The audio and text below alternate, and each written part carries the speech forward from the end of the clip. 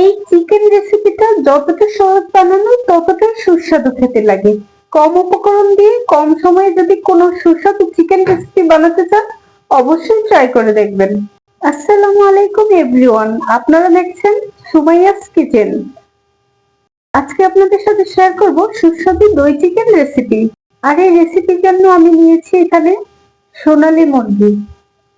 আমি এখানে অল্প পরিমাণ মুরগির মাংস নিয়েছি।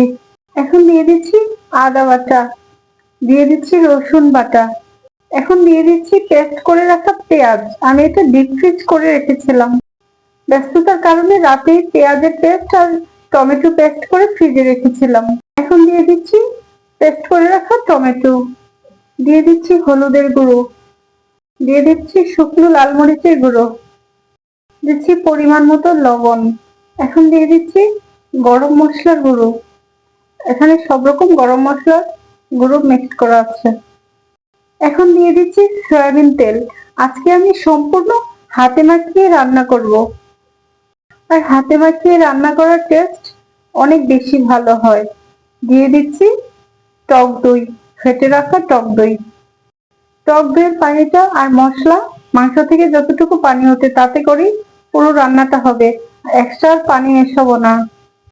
এখন ভালোভাবে সব মশলা একসাথে মাখিয়ে নিচ্ছি, মাংসটাতে ভালোভাবে যেন মশলাগুলো ঢুকে।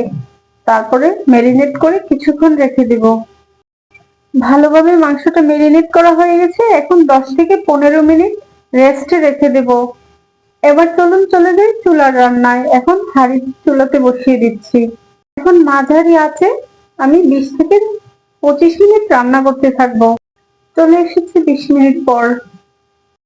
বলক উঠতে উঠতে ঝোলটা মোটামুটি ভারী হয়ে এসেছে। এখন আমি দিয়ে দিচ্ছি কয়েকটা সেদ্ধ করা ডিম। হাঁস বা মুরগি রান্না করার সময় কয়েকটা ডিম সিদ্ধ দিলে একটু অন্যরকম ভালো লাগে। বিশেষ করে বাচ্চারা যখন আলাদা সেদ্ধ ডিম খেতে চায় না, তখন রান্না করা মুরগির মাংসের সাথে ডিম দিয়ে দিলে একটু খেতে চায়। অনেক সুন্দর ঘ্রাণ আসতেছে। এখন ঢাকনা উঠিয়ে কিছুক্ষণ মাঝারি আঁচে রান্না করব। যেহেতু দইয়ের ঝোল দিয়ে রান্না করা, তাই বারবার নেড়ে চেড়ে দিতে হবে, না হলে মশলার নিচে লেগে যাবে। মাংসতে একটু পোড়া লেগে গেলে এটা আর খাওয়া যায় না, তাই আঁচটা একদম কমিয়ে দিয়েছি। এখন ফুটছে, কিছুক্ষণের মধ্যেই নামিয়ে নেব।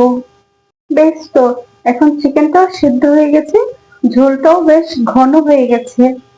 রান্নার প্রায় শেষের দিকে। এখন নামিয়ে শুধু গরম গরম পরিবেশন করা হবে সুস্বাদু দই চিকেন রেসিপি। রেসিপিটা কেমন লেগেছে কমেন্টে জানাবেন। দেখা হবে পরের কোনো রেসিপি নিয়ে। ভালো থাকেন, সুস্থ থাকেন, আল্লাহ হাফেজ।